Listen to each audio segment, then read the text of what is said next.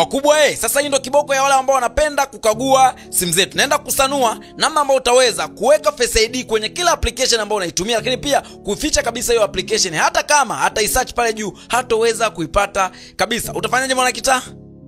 Nifuate. Na hii ni kwa watumiaji wa iPhone mwanakitaa. Utaenda kwenye application ambayo unataka kuificha, utaihold kama hivi ambavyo nimeihold mimi, itakuletea hapo delete app, require Face ID, utaenda pale. Baada kwenda hapo imekuletea option require Face ID, hide and require Face ID. Kwa hiyo utachagua, je, unataka tu hiyo inataka Face ID kila application inavyofunguka au unataka uifiche na kurequire Face ID kila ambapo unataka kufunguka. Kwa hiyo mimi naenda hapa kuhide na kurequire Face ID kila ambapo nataka ifunguke. Baada hapo na hide hapo, baada hapo tayari mwanakitaa application nimeshaificha. Hata mtu akija kwa mfano kama umehide WhatsApp au chochote, akija kusearch hapa, maana mimi nimeficha ni CapCut, akija kusearch hapo hatoikuta kabisa. Najua utakuwa unajiuliza sasa baada hapo mwanakitaa utaipata wapi?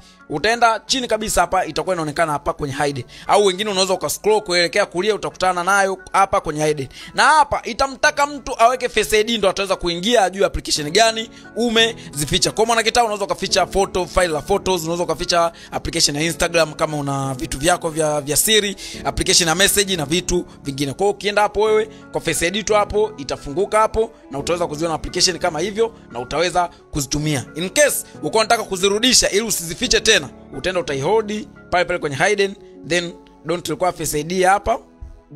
Ukishafanya hivyo application tayari imesharudi. Baada ya kuirudisha hapo mwanakitaa hapa ukisearch na wewe utaweza kuipata, kwa sababu mwanzoni ambapo tulihide ilikuwa haiwezi kupatikana. Na hii hapo mwanakitaa itakusaidia sana. Kama itakusaidia, make sure umetufollow, umesave post, lakini pia umeshana mshikaji wako, mwambia kwamba simkitaka tusanua, simkitaka tisha, no.